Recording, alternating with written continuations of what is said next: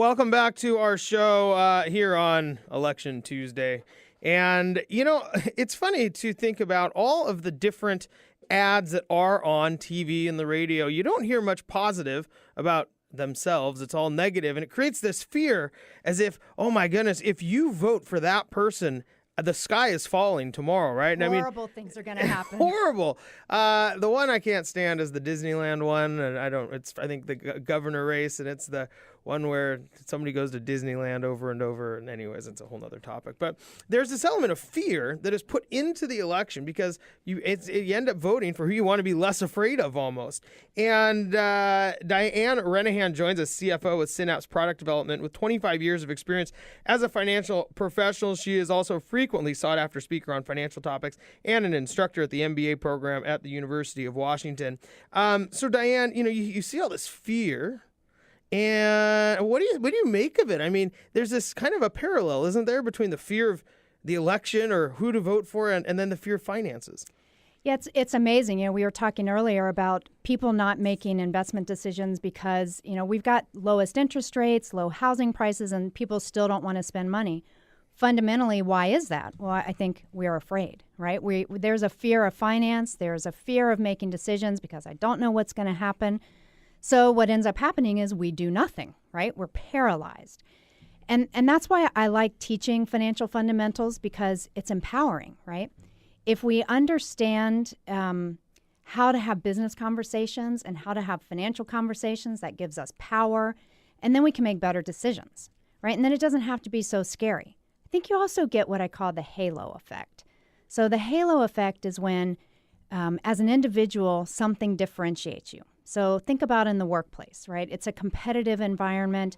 Let's say that a CEO is hiring a VP of sales, and you're a VP sales candidate, and CEO expects you to talk about sales pipeline, driving sales channels, and all of that stuff. But what about if you talked about that and said, you know what, I know what the economic engine is of this company. I know how to drive profitable revenue. So now the CEO is thinking, okay, you know how to do sales, but you're also a business partner. You can help me grow this business and get to a successful place. That's the halo effect, right? It makes you more valuable, something that makes you different from everybody else. And I think that's important. Yeah, well, it goes kind of back to, I remember hearing revenue is sexy and profit is for business. A profit's pretty sexy, too. Well, absolutely. But cash is the sexiest, though. There you go. Yeah. Nothing like some sexy cash running around. That's right. Diane, so people, but a lot of times you talk about this halo effect and people kind of putting themselves into a slightly different role. But when it comes to personal finance, that sometimes is harder to do because it's hard to maybe rise up above, we talked a little about kind of, getting out of the noise. It's kind of hard to get out of the emotional noise for your own finances. Right.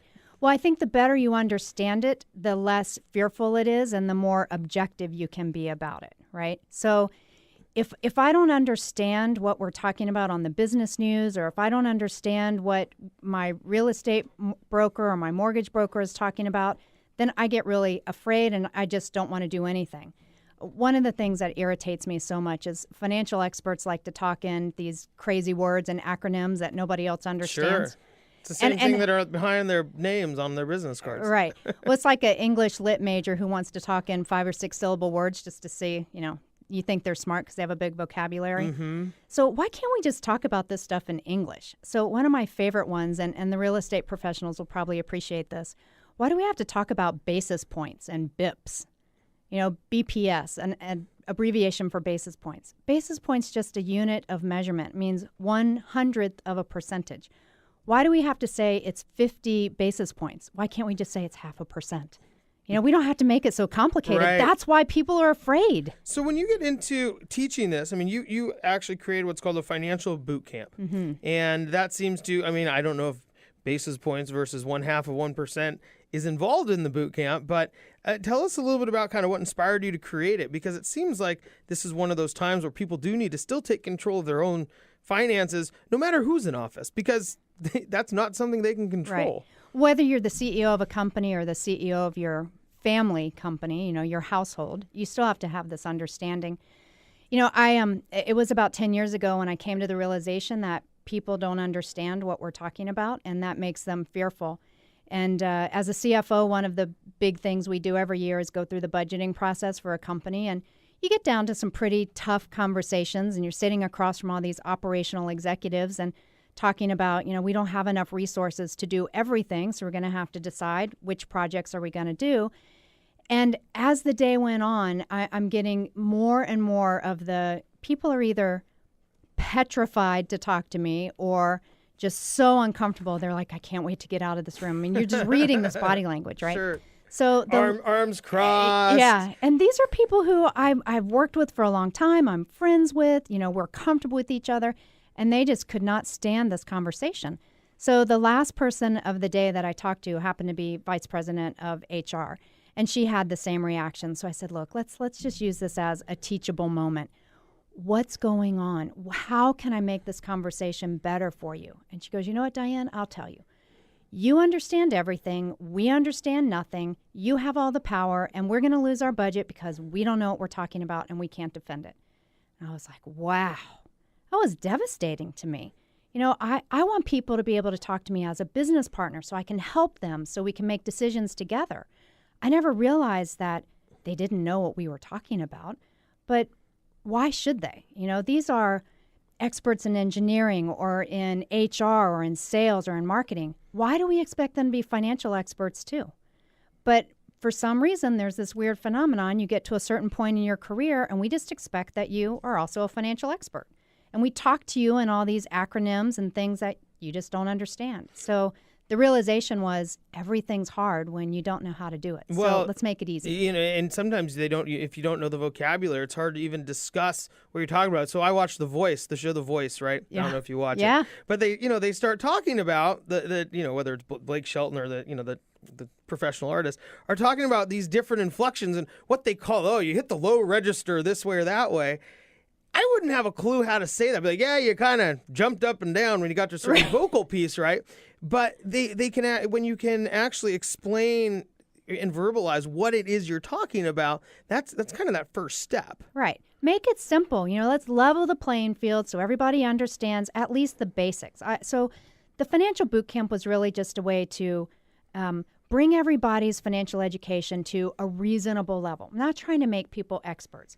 Just trying to get them to the point when we have a conversation around the business table or we're watching business news, we don't have to feel silly, that I don't understand. I don't ever want someone to sit across from me and go, God, I hope she doesn't ask me a question because it's just going to make me look stupid. Because guess what? If you don't know the answer, nobody else in the room knows it either.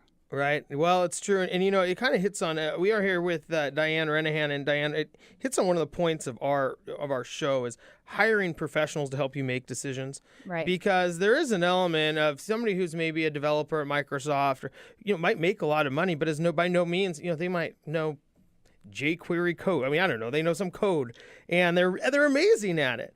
But, to have somebody that they can help them navigate maybe the financial side, maybe it's the real estate side, maybe it's the mortgage side, and have somebody who can truly advise them on what to do. It's a benefit that I think a lot of people forget about because we live in the save money, do it yourself nation right now. Right. And doing it yourself can cost you so much more money, so much more opportunity than sometimes it's worth to try to navigate on your own.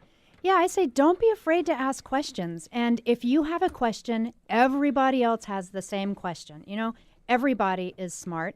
But I'm not an expert in coding at Microsoft. I could never do that. That would be crazy scary for me. So why should you expect to know how to, navigate financial stuff? One of the things I always tell people is if I can't explain to you what I know in a way that makes sense to you so you can make a better decision, then it almost doesn't matter that I know it. Sure, makes a lot of sense. Well, we do have to go to break, Diane, but thanks so much for joining us and, just putting people in a position where they understand is such a key point. And maybe one day the elections and the ballots will do the same thing so I can figure out what half of those referendums I'm voting for with the double negatives and the triple this and the... Yeah, it would be nice if we could take fear out of the equation. Absolutely. Thanks so much for joining us. We Thank do have you. to go to break. When we come back, Heather Moore will join us. We're going to finish a discussion here with David Bell, Stephen McDonald, and Diane Renihan. We'll be right back.